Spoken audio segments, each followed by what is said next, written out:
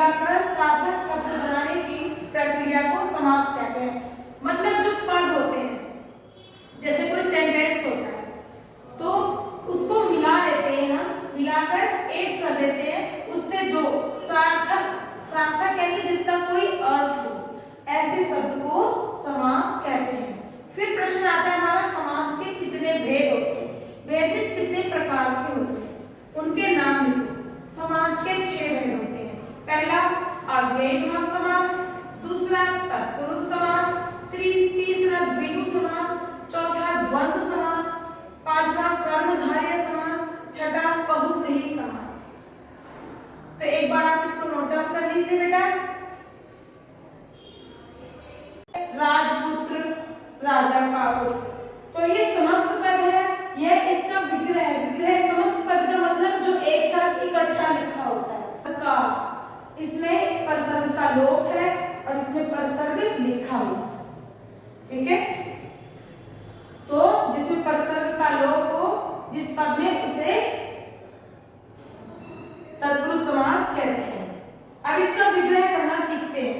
राजपुत्र, राजा का पुत्र, वनवास, वन में वास, जन्मांध, जन्म से अंधा,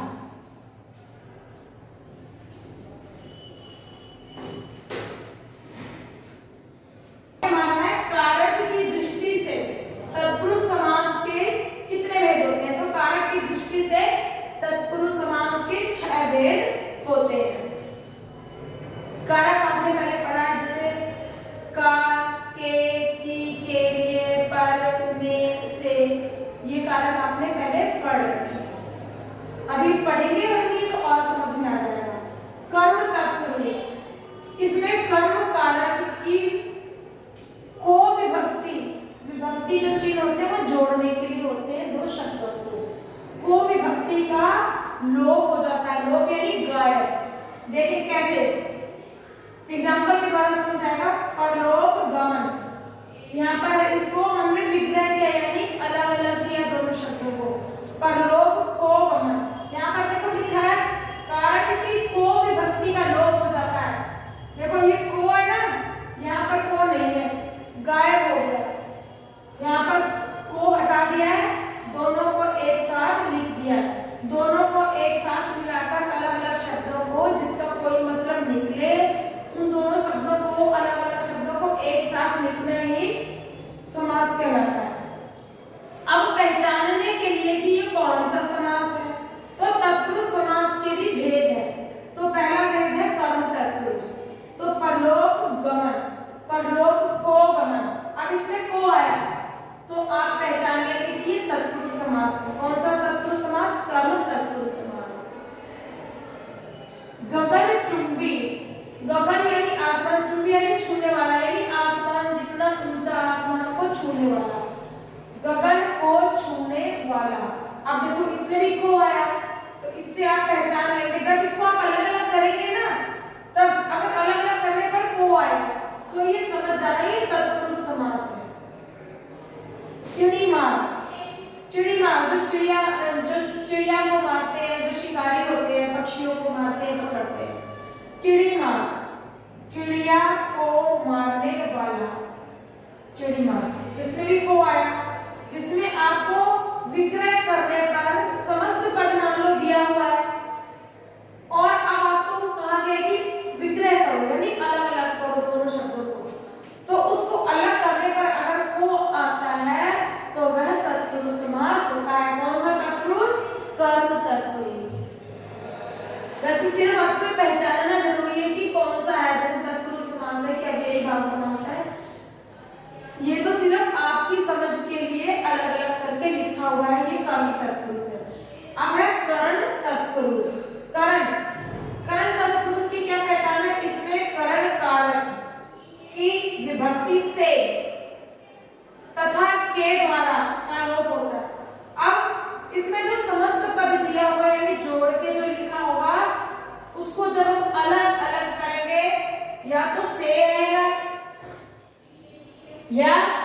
या तो से आएगा या फिर के द्वारा आएगा, या से या के द्वारा।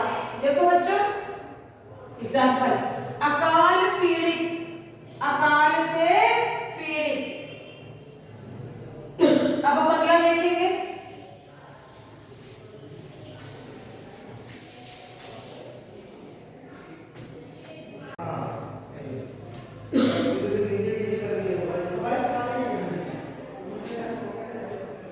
बच्चों करण तत्पुरुष का अगला उदाहरण है सूरकृत। सूरकृत, सूर यानी सूरदास, कृत यानी उनके द्वारा लिखा हुआ, तो सूर द्वारा कृत यानी सूरदास द्वारा लिखा हुआ। अगला है हमारा ग नंबर संप्रदान तत्पुरुष। इसमें संप्रदान में इसमें संप्रदान कारक की विभक्ति के लिए का लोप हो जाता है। इसमें जब हम उसको जोड़ेंगे तो के लिए गायब हो जाता है, लोप यानी गायब हो जाना। मालगाड़ी, अब देखो संप्रदान कारक की विभक्ति के लिए का यहाँ पर लोप हो गया, मालगाड़ी। अब हम इसको विभक्ति लगाएंगे, माल के लिए गाड़ी, मालगाड़ी। सभा भवन, तो यहाँ विभक्ति के लिए का लोप हो गया। अब हम जब इसको दोनों को अलग अलग करेंगे, दोनों शब्दों को, तो आएगा सभा के लिए भवन। जहां के लिए आए वहां पर संप्रदान तत्पुरुष हो। अपादान कारक, इसमें अपादान कारक यहाँ होगा अपादान तत्पुरुष।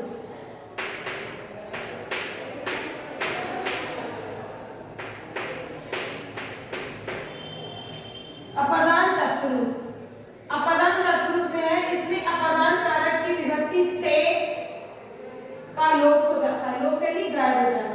जैसे धर्म विमुख, तो इसको जब हम अलग अलग करेंगे तो आएगा धर्म से विमुख। बुद्धि